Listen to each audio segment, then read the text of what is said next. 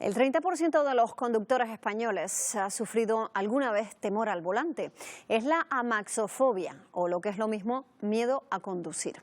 Pueden sobrevenir después de sufrir un accidente o por otros motivos, pero lo importante es que se puede vencer. Hoy hablamos con una psicóloga para conocer las claves para superar ese miedo. ¿Acelera?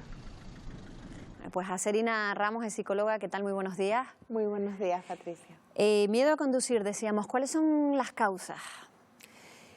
Las causas pueden ser conocidas o no conocidas en el sentido de no tener una experiencia directa traumática. Evidentemente, la causa más directa que podemos asociar es haber sufrido un accidente o haber sido testigo de un accidente que crea este miedo intenso. Pero hay gente que a lo mejor no ha conducido nunca, sí, y que puede desarrollar esa amaxofobia, ese miedo, ¿no? Por supuesto. Por supuesto. ¿Por los mismos temores? ¿Por tener un accidente? O... Por tener un accidente, por sentir miedo a no tener el control, a lo que podría pasar en la carretera, por tener miedo a crear un accidente. No solamente las personas, no solamente sentimos miedo a ser dañados, sino también a dañar a otras personas, a hacer algo mal. Bueno, lo mejor es que se puede curar, se puede tratar. ¿En qué consistiría ese tratamiento? Pues mira, un tratamiento de la fobia a la conducción siempre va a tener que incluir exposición, o sea que progresivamente la persona va a estar en contacto con ese miedo intenso, esas sensaciones difíciles, esos pensamientos catastrofistas, y va a ir enfrentándose a la situación, ¿no? Esto obviamente se hace de forma progresiva para que poco a poco se vaya generando más sensación de dominio sobre la conducta, que en este caso pues sobre conducir. ¿Le pasa más a la gente mayor, le pasa más a la gente inexperta, a la gente joven? ¿Eso da igual? Sí, la verdad es que eso da igual. En España hay 1,5 millones de personas diagnosticadas. ¿1,5 millones? Sí, sí, sí. Y yo he tratado gente de todas las edades, la verdad. O sea, sí. Es mucha cantidad, ¿no? Mucha cantidad de personas las que tienen miedo a conducir, ¿no? A veces ocurre también no solo con la conducción, sino, por ejemplo, con el aparcamiento. Hay gente que conduce pero le da miedo aparcar, o incluso conducir de noche. Evita conducir de noche porque pues, se acentúa ese temor, ¿no? Claro, es que el diagnóstico, al final, lo que tiene más de relevante es ver cuál es el grado de incapacitación de la persona. De alguna manera, muchas personas, y especialmente si hemos sufrido un accidente, podemos tener este tipo de temor, ¿no? La cuestión al final es cuánto te limita en tu vida. Efectivamente, conducir y no poder aparcar, por ejemplo, es un problema. Claro. Es como sí, porque que en algún momento vas a tener que parar, ¿no? Exactamente. ¿Y bastaría en algunos casos con recibir clases, reciclarse un poco si ya hemos conducido, evidentemente, o siempre hay que acudir a un profesional, a un psicólogo?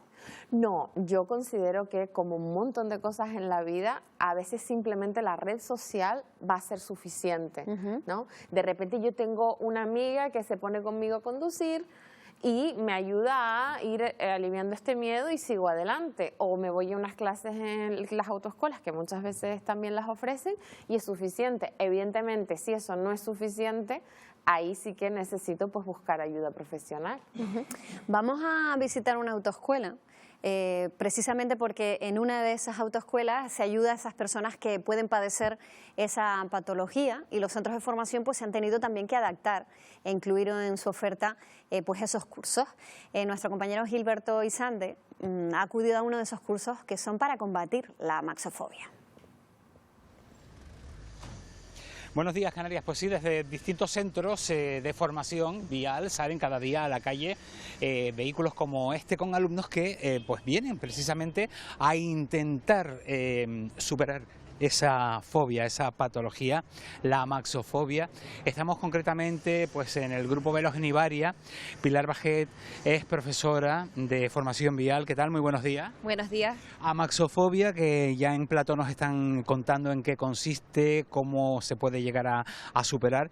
Se pasa por el psicólogo, pero también hay una parte práctica, como cuando uno aprende o va a sacar el carnet de conducir, necesita la práctica en la calle. ¿Ustedes también salen con ese alumno a vencer ese miedo?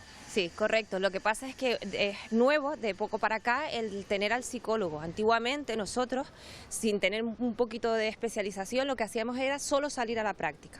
Que nos estamos encontrando muchos casos diversos. Hay mucha gente que confunde la fobia de conducir con poca práctica o poco manejo del vehículo, y eso no tiene nada que ver con la maxofobia. Por eso nosotros primero tenemos un primer contacto con la psicóloga y ya después viene al coche. Ya en el coche vemos qué es lo que necesita. Si necesita de un tratamiento más de psicología para vencer ese miedo o más de cuestión de práctica, porque son casos, ya te digo, Gilberto, completamente diferentes. Oye, te encuentras con el alumno, se tiene un primer contacto en la academia, se sale a la calle, y a partir de ese momento, empieza el trato con ellos? Pues ya en carretera, también depende de cada persona, es el comportamiento. Es que esa pregunta es muy difícil porque es que depende. Yo me he encontrado gente desde que no se acuerda, cero, o sea, hay que empezar de cero como si fuese un alumno que no sabe nada. Otras personas que tienes que hablar más con ellas y saber lo que quieren, porque realmente es una cuestión de, mira, yo te puedo poner, lo más frecuente que me encuentro es miedo a la autopista. Mucho miedo a la autopista. Entonces, claro, no le voy a enseñar a conducir, sino le voy a enseñar a cómo tratarlo. Hay gente que es, por ejemplo, por el tema del espacio y encontrarse el mar a la derecha les cuesta muchísimo, entonces tengo que empezar tratando que se sientan protegidos, encontrar, por ejemplo, montaña, o no entrar directamente a la autopista por un carril de aceleración, sino que entren directamente poquito a poco. Es que es muy difícil. Los casos son completamente diferentes en función del alumno. Y por lo tanto, siendo de la manera que nos explicas, también es difícil marcarse un objetivo en cuanto a tiempo se refiere. Correcto. Es ir a ver cómo evoluciona ese alumno y cuando ya verdaderamente está preparado o se siente preparado para conducir solo. Correcto, y le hacemos un seguimiento. De hecho, nosotros ahora mismo estamos haciendo un pack que son 2 sesiones de psicología y 5 prácticas, pero abierto a poder cambiar la psicología por la parte práctica, completamente. Bueno, algo nuevo, o relativamente nuevo, por lo menos el añadir el psicólogo es importante, ¿no? ¿Les viene ya con algún tipo de indicación, aunque descubren ustedes que realmente hay casos en los que realmente no se tiene miedo a conducir, se tiene miedo a otras cosas? Correcto, es así como lo acabas de decir. Gente que cree que tiene miedo a conducir, de hecho lo evita completamente y se vuelve cómodo, y nosotros sabemos que aquí en Tenerife es fundamental conducir porque está muy difícil hacer tu vida sin poder conducir. Entonces realmente es por miedo a no saber realmente, a no saber el manejo del coche, no tener una buena base. Pilar Braget, muchísimas gracias. Muchísimas gracias a ustedes. Bueno, importante, si usted nota que es que le da miedo ponerse al volante y cada día el miedo va haciéndose mayor, yo creo que lo más importante, tal y como nos están contando ahí en el plató, y de ello vamos a seguir hablando, es pasar por estos profesionales, por centros de formación vial, como hemos hecho esta mañana para informarnos un poco más acerca de esta patología. Buenos días, Canarias. Pues gracias, Gilberto, lo estamos escuchando y estamos aquí tratando el tema con una psicóloga, con Acerina Ramos. Hemos escuchado, por ejemplo, en esa información tan completa con nuestro compañero Gilberto Isante, que una cosa es no tener práctica y no saber conducir o no tener destreza al volante, y otra cosa es tener miedo, que hay que saber distinguir una cosa de la otra, ¿no? Claro, bueno, ahí por eso es importante la evaluación. Yo puedo sentir miedo por mi falta de práctica y es un miedo totalmente justificado. Sí, porque además conducir implica riesgo no solo para nosotros, sino también para otras personas. Evidentemente, por eso es importante esa distinción, y ahí eso también nos da pistas a dónde dirigirnos, si a mi grupo de amigos que me ayuden a retomar la práctica, si en autoescuela o a una profesional, ¿no? También mencionaban en la autoescuela que a veces el miedo a conducir es fruto de otros temores, ¿no?, que están vinculados a eso, o otros miedos que nos hacen bloquearnos, ¿no?, ante esa situación.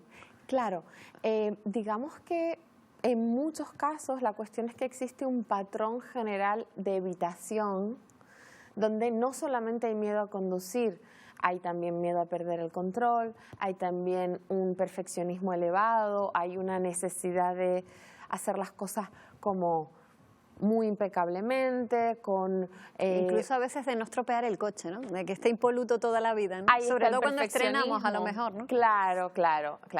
Ahí está el perfeccionismo, y también está pues toda esta cuestión de cómo conseguir yo tener control sobre todo lo que sucede, y como la carretera no es un lugar donde eso se dé, sino que al contrario, tenemos control de una parte y no de lo que está haciendo el resto, pues es una situación como muy evocativa para personas con miedo a la falta de control.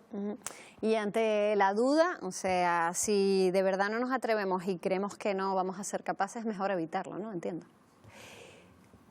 Yo creo que al contrario, eso reforzaría justamente el miedo. Ante la duda, no hay nada mejor que practicar.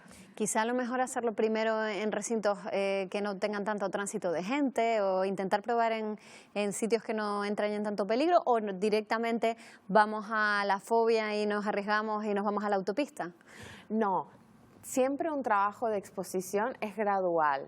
Entonces, tanto vamos a usar realidad virtual como posteriormente vamos a estar en las situaciones cotidianas, pero de menor intensidad a mayor. El lugar que crea más miedo son las autopistas para la mayor parte de la gente. Sí, casi siempre, sí. Claro, por tanto, no nos vamos a arriesgar. Vamos a ver, en los miedos también hay que considerar qué hechos hay que justifican el miedo. Y bueno, a la vista está que conducir es una actividad que entraña riesgos, ¿no? Entonces, bueno, lo que queremos es que las personas estén suficientemente preparadas para salir a la carretera teniendo una experiencia que no suponga un malestar tan intenso que ponga en peligro su vida o la de otras personas, ¿no? Y hay una edad en la que, pues, porque perdemos los reflejos, la agilidad, ¿es mejor ya no conducir? ¿O eso depende de cada uno? A ver, pues como todo, existe una tendencia a que a partir de los 50 años nuestros reflejos se van enlenteciendo, ¿no? Nos vamos volviendo poco a poco más lentos. Ahora, a mí me parece maravilloso que las personas a cualquier edad puedan llevar una vida lo más autónoma posible. Creo que al final es una cuestión de cada individuo, porque hay diferencias enormes entre las personas según la vida que hemos llevado. Para mí sería más constructivo decir, vamos a cuidarnos para poder estar, no solo al volante, poder estar en una vida activa en todos los sentidos lo más posible. Pues, Acerina Ramos, tomamos nota de esos consejos y sobre todo ese mensaje de que hay solución y que si tenemos miedo a conducir o hemos pasado por una experiencia traumática, lo que hay que hacer es acudir a un psicólogo o psicóloga que nos asesore y que se puede vencer ese miedo, ¿no? Todo se puede vencer. Pues muchísimas gracias. Buenos días. Muchas gracias. Buenos días.